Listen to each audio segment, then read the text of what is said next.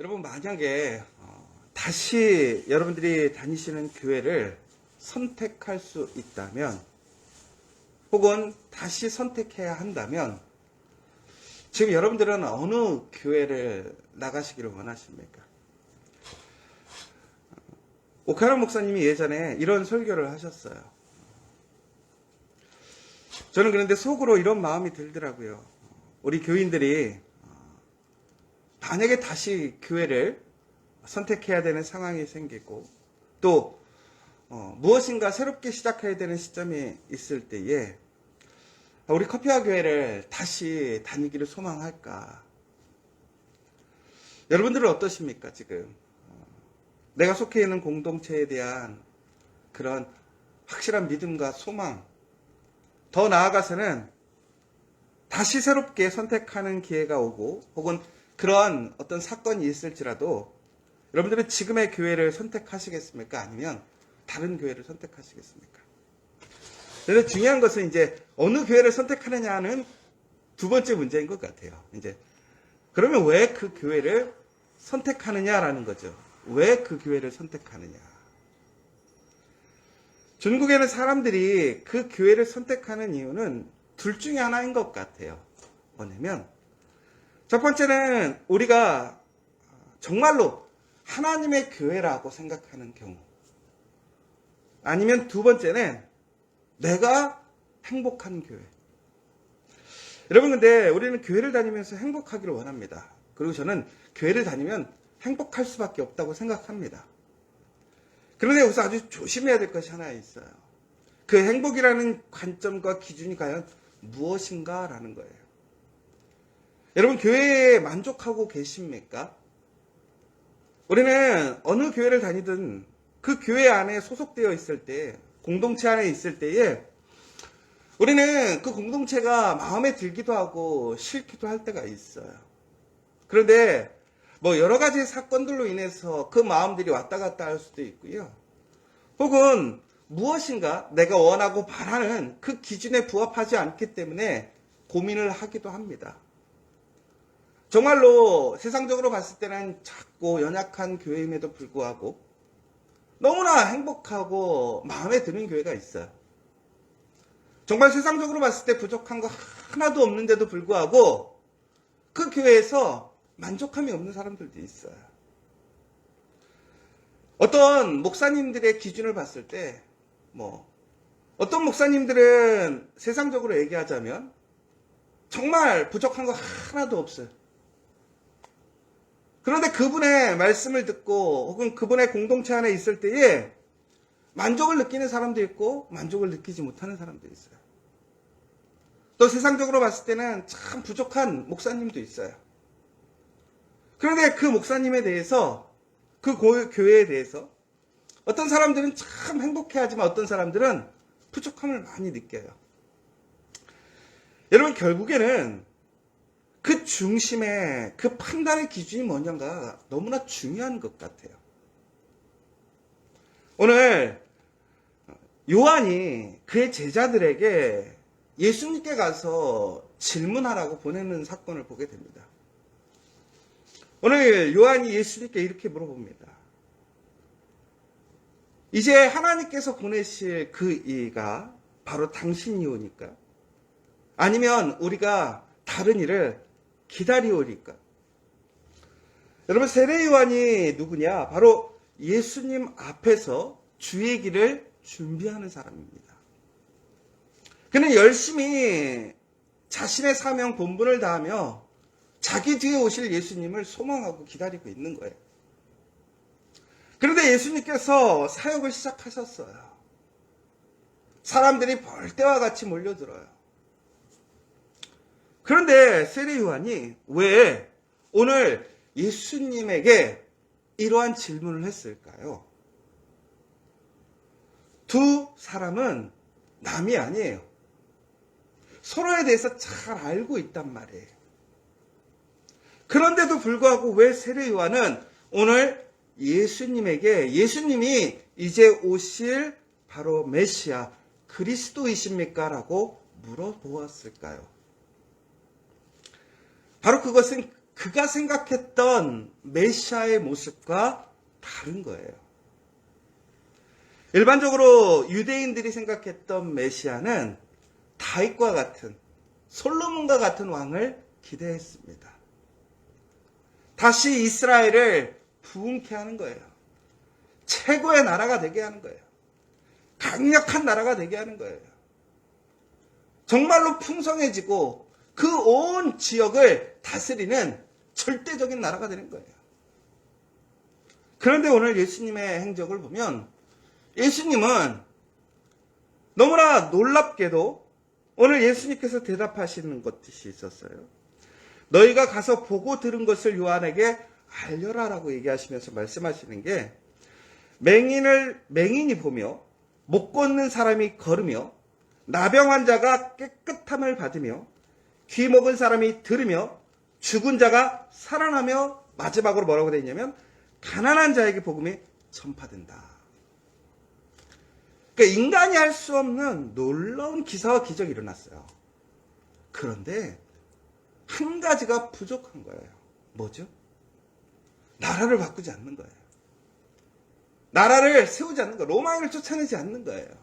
그들이 생각하는 솔로몬과 다윗의 왕조의 그 놀라운 새롭게 회복되어지는 역사가 아니라 이것은 다른 모습을 보여주고 있는 것이죠.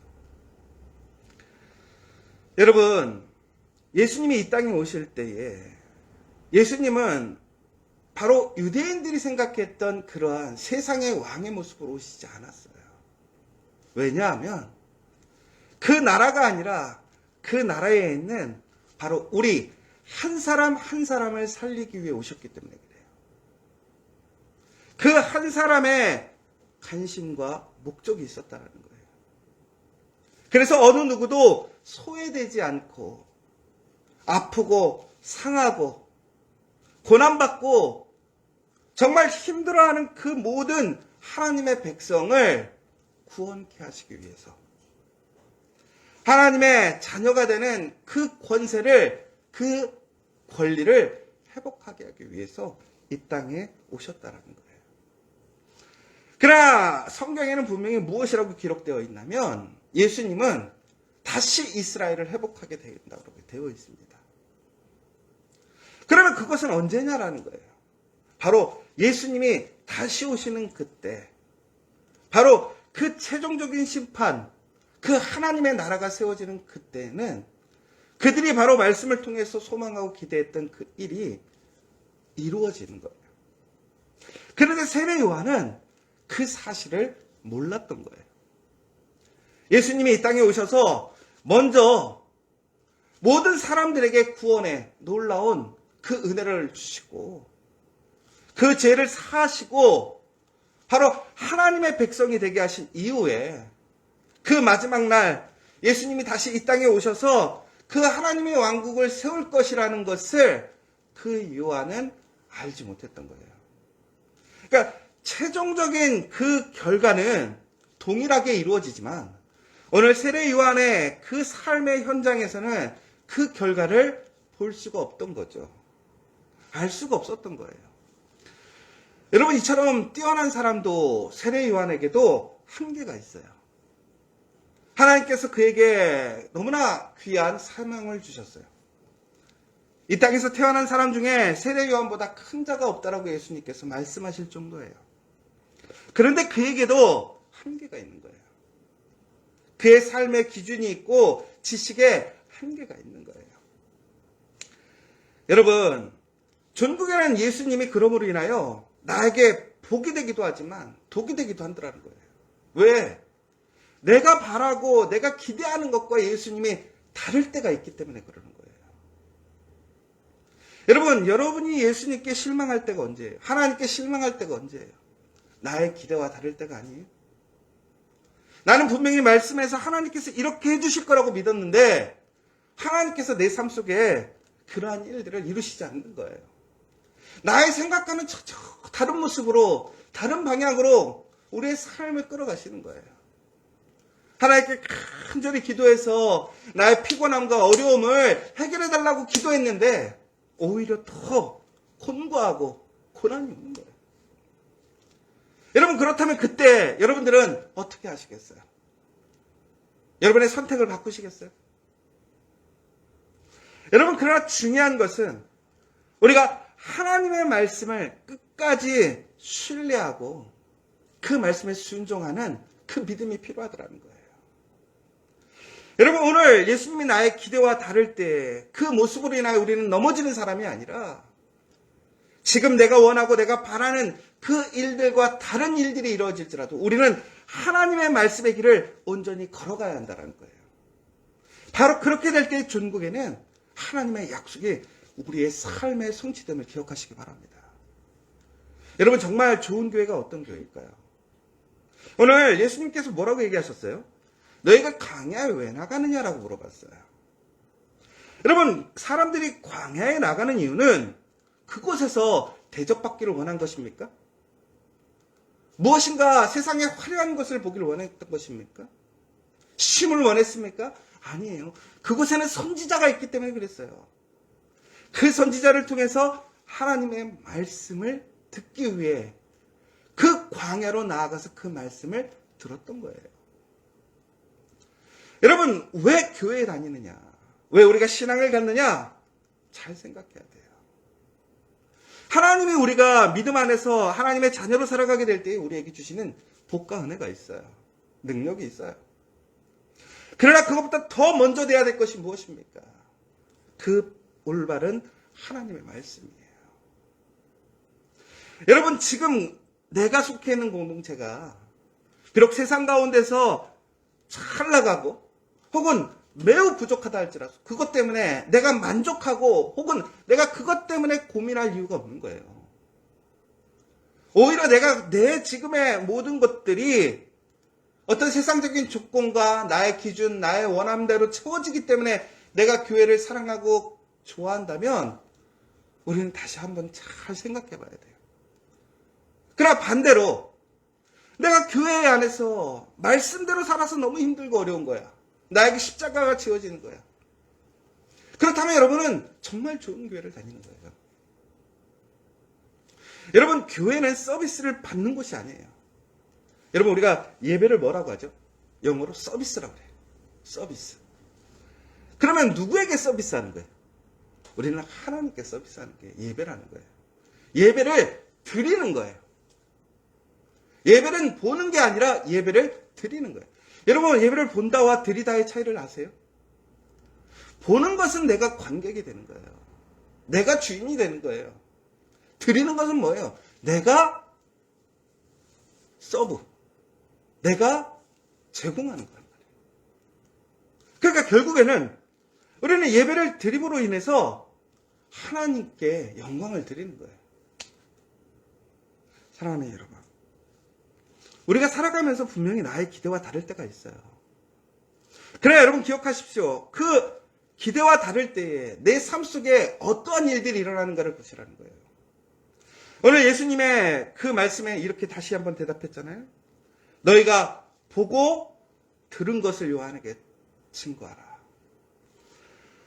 예수님은 말씀을 통해서 아무도 행하지 못하는 그 하나님의 약속의 일들을 이루어 나가시는 걸 보게 돼요. 더 나아가서는 가난한 자에게 복음이 전달되는 것을 보게 돼요. 여러분, 가난한 자에게 복음이 전파된다는 것은 가난한 사람에게 특혜를 줬다는 얘기가 아니에요. 그 복음이 제한되지 않고 모든 사람들에게 증거가 되고 있다는 거예요. 그러니까 하나님의 말씀이라는 것은 세상과 다른 능력이 있는 곳이에요.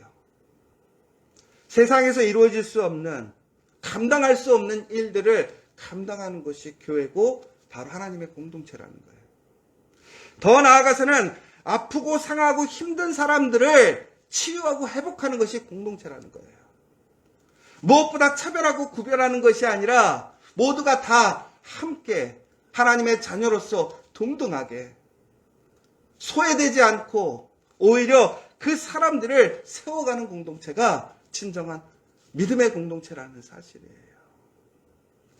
여러분, 바로 이것이 우리가 기대해야 될 공동체라는 거예요. 여러분, 오늘 우리는 그러한 믿음의 공동체로 살아가고 있습니까? 저는 커피아 교회가 그러한 교회가 되기를 원합니다. 여러분들이 그러한 공동체를 소망하시길 원합니다. 여러분이 예수님의 그러한 모습과 하나님의 응답 가운데서 여러분의 기대와 다를지라도 말씀 안에서 그 이루어지는 일들이, 그 사명이 오늘 내 삶 속에 있고 우리 공동체 안에 있다면 그것을 기쁨으로, 믿음으로 살아가시기 바랍니다. 그러나 그렇지 않다면 우리는 오늘 회개하며 다시 올바른 길로 걸어가야 한다는 거예요. 여러분들은 예수님이 여러분의 장애물입니까? 복입니까? 오늘 이 시간 다시 한번 우리 진실하게 나는 예수님을 어떻게 바라보고 있는가를 잘 생각해보고 우리는 이제 내 기대가 아니라 예수님의 기대, 예수님의 말씀에 전적으로 순종하고 믿음으로 함께 예수님과 동행하며 나아가는 저와 여러분 되시기를 간절히 소망합니다.